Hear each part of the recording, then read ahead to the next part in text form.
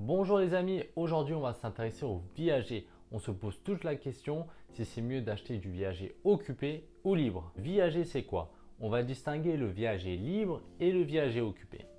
On va acheter un bien en payant un bouquet et une rente. Quelle est la différence entre un viager occupé et un viager libre? Déjà un viager occupé, comme son nom l'indique, on va acheter un bien en payant un bouquet, ça veut dire une somme que le vendeur aura défini au début, par exemple 20 000 euros plus 1 000 euros par mois.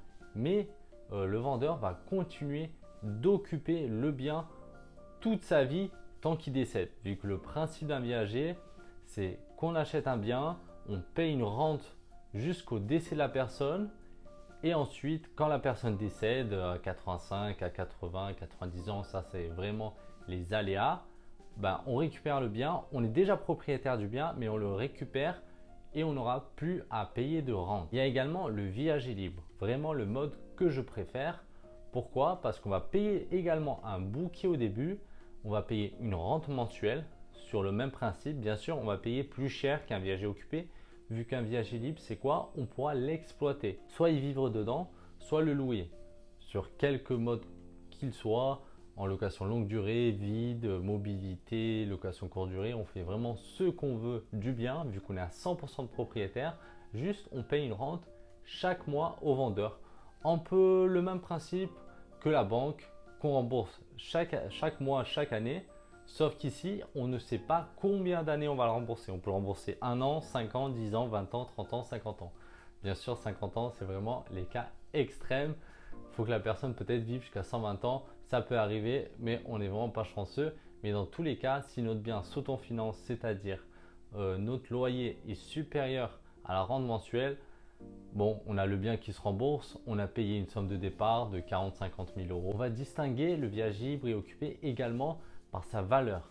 C'est-à-dire le viager libre, c'est vraiment sa valeur vénale. Également les frais de notaire, par exemple, on va le prendre sur la valeur vénale. C'est-à-dire pour un viager libre, s'il coûte par exemple en valeur vénale 100 000 euros, même si le bouquet est à 20 000 euros, on va payer 8-9 000 euros de frais de notaire. Tandis que pour un viager occupé, il y a vraiment une décote sur le bien. Comme il est occupé, il est décote. Donc la valeur ne sera plus de 300 000 euros pour un bien, mais par exemple de 200 000 euros selon l'âge. Comme on ne pourra vraiment pas l'exploiter, on paiera les frais notaires sur ces 200 000 euros là, c'est-à-dire 17 000 euros, et plus sur 300 000 euros, comme sur le bien précédent viager libre, on paiera les frais notaires sur les 300 000 euros. Il y a également deux cas où le viager s'annule. Premier cas, c'est quand la personne a une maladie connue, c'est-à-dire un cancer, etc.